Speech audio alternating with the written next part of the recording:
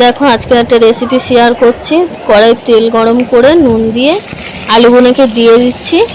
এবারে হলুদ দিয়ে দেবো, ওতে দিয়ে কিছুক্ষণ লাল লাল করে ভেজে নেব। আলুটা ভাজা হচ্ছে ততক্ষণ তোমরা দেখে নাও।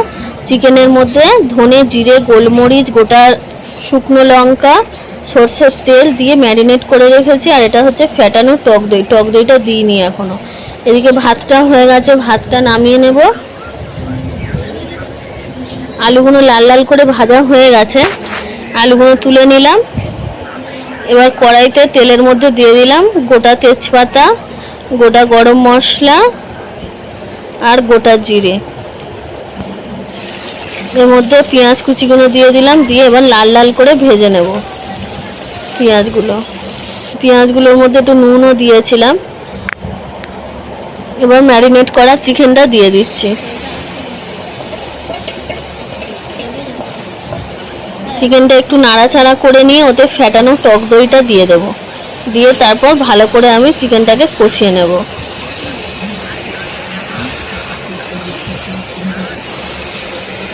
একটু নাড়াচাড়া করে নিলাম। এবার ফ্যাটানো টক দইটা দিয়ে দিলাম, দিয়ে এবার এটাকে খুব ভালো করে কষিয়ে নেব তেল ছাড়া অবধি।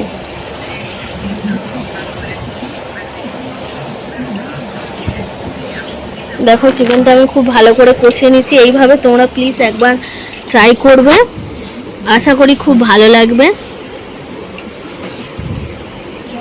দেখো এখানটা চিকেনটা থেকে তেল ছেড়ে দিয়েছে। এবার এর মধ্যে লবণ অ্যাড করে দিলাম,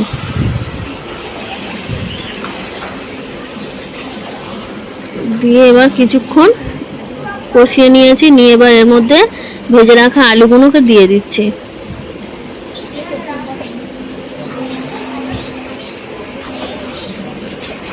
এবার আলুর সঙ্গে চিকেনটাকে কিছুক্ষণ নাড়াচাড়া করে নিয়ে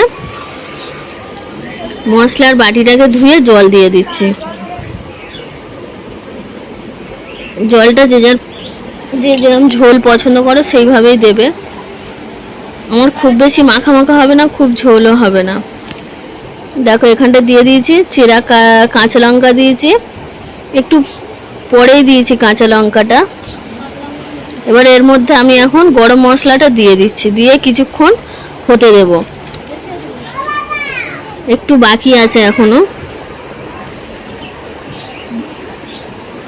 দেখো চিকেন আমার তরকারি একদম রেডি হয়ে গেছে। তোমাদের ভালো লাগলে অবশ্যই জানাবে।